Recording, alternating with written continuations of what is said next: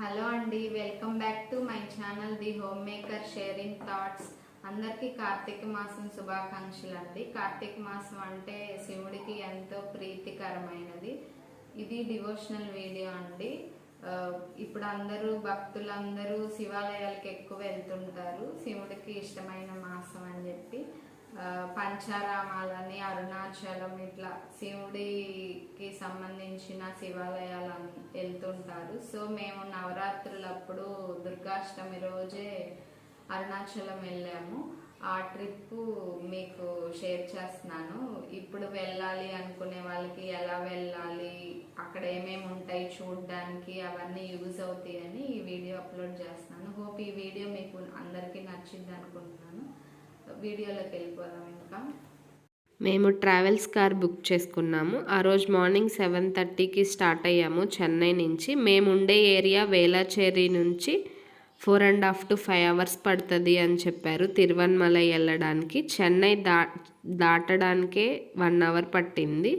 మధ్యలో 9కి రెస్టారెంట్ దగ్గర ఆగాము బ్రేక్ఫాస్ట్ చేయడానికి. మనోజ్ భవన్ చాలా బాగుంది ఇక్కడ బ్రేక్ఫాస్ట్. పిల్లలకి పార్క్ కూడా ఉంది. హైవే మీద అంతా చాలా మనోజ్ భవన్ బ్రాంచెస్ ఉన్నాయి. తిరువన్మలై ఆల్మోస్ట్ 12:15 కల్లా రీచ్ అయిపోయాము. 12:30కి టెంపుల్ క్లోజ్ చేస్తారంట, మళ్ళీ 4కి ఓపెన్ చేస్తారంట. అందుకని మేము గిరి ప్రదక్షిణ చేయకుండానే ముందే దర్శనం చేసుకొని తర్వాత గిరి ప్రదక్షిణ చేసాము. గిరి ప్రదక్షిణ కూడా మేము కారులోనే చేసాము.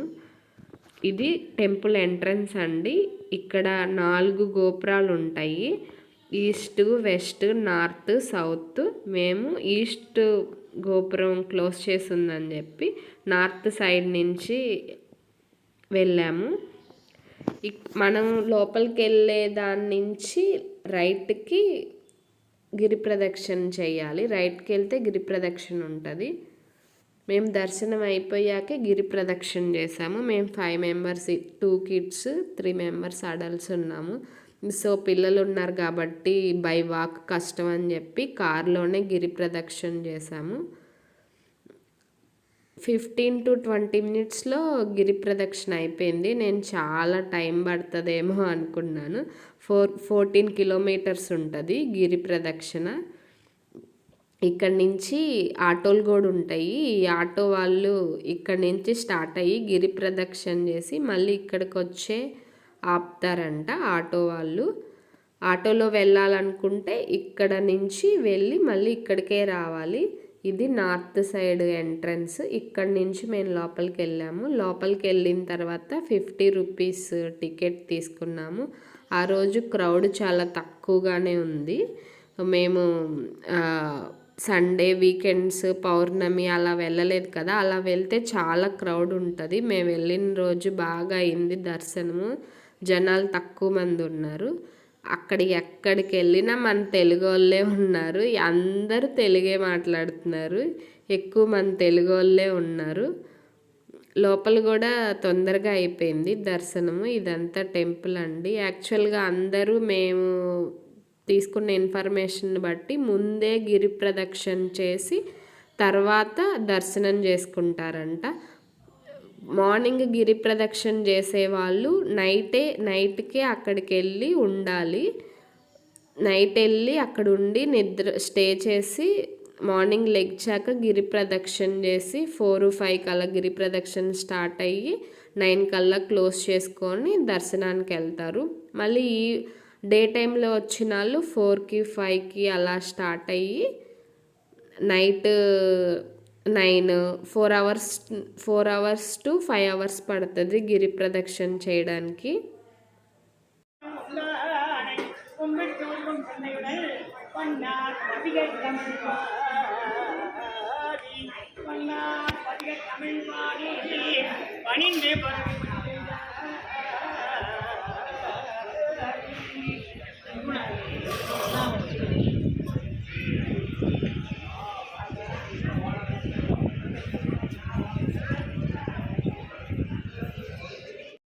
టూకి దర్శనం అయిపోయింది.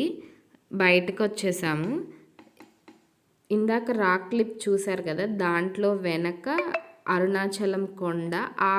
ఆ కొండ ఆ గిరి చుట్టూనే మనం గిరి ప్రదక్షిణ చేస్తాము. ఇదంతా టెంపుల్ అండి, చాలా బాగుంటుంది టెంపుల్, చాలా ఫేమస్. దేవుడు కూడా చాలా పవర్ఫుల్, అరుణాచలేశ్వర స్వామి.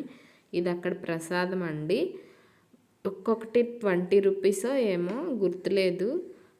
స్వీట్ పొంగలు, పులిహోర అదొకటి తినేస్తే ఫుల్ అయిపోయింది. మేము ఇంకా లంచ్ కూడా చేయలేదు. ఇంకా టెంపుల్ నుంచి బయటకు వచ్చేసాక గిరి ప్రదక్షిణకి స్టార్ట్ అయ్యాము. బయటకు వచ్చాక మనకి లెఫ్ట్ నుంచి స్టార్ట్ అవ్వాలి, లోపలికి వెళ్తుంటే రైట్, బయటకు వచ్చాక లెఫ్ట్ నుంచి అదిగో వెనక కొండ కనబడుతుంది కదా, దాని చుట్టూ మనం గిరి ప్రదక్షిణ చేయాలి.